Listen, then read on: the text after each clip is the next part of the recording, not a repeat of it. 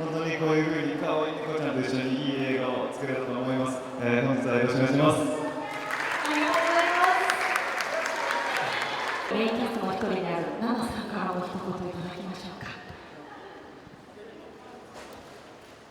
いやいや、皆さんこんにちは。我が輩はナナである。今日はみんな最後まで楽しんでてくれよ。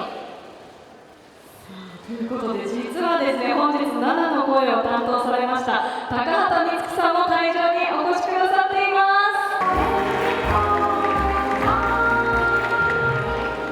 す。改めましてナナの心の声を担当されました高畑充希さんです。よろしくお願いいたします。では改めて高畑さんとして一言いただいてよろしいですか。ナナの声をやらせていただきました高畑充希です。今裏で喋ってました今日初めて生ナナちゃんに会えてすごく嬉しいです。今日はよろしくお願いします。本当にそうですね、本能でナナちゃん動いてるので、僕も本能でお芝居を返すっていう、そんな現場だった気がします。はい、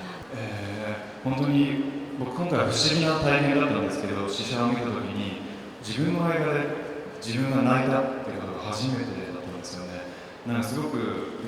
通だったら客観的に見れないんですけど、この映画はすごく客観的に登場人物に、感情移入することができて、本当に僕がお芝居で泣いてるシーンでも本当に全部見てても泣いてるっていう、結構不思議な体験を今回はなんかしたなって思っています。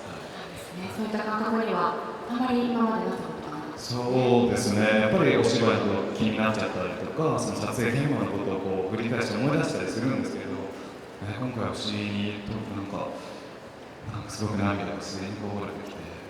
すごく不思議な体験でした。本当にあったかい作品が完成したなと思いますが、そうですね、僕も生まれた頃からずっと家に猫がいて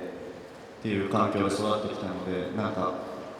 何考えてるか分かってるつもりではいるんですよね、猫が。なんでその撮影、僕中盤ぐらいからこう入ったんですけど、もうその時にはそうた君とナナの関係性というか、お互いが信頼し合ってるようにこう見えて、ナナもすごくリラックスしながら撮影してたので、なんかいいコンビだなって思いながら撮影を見てましたね。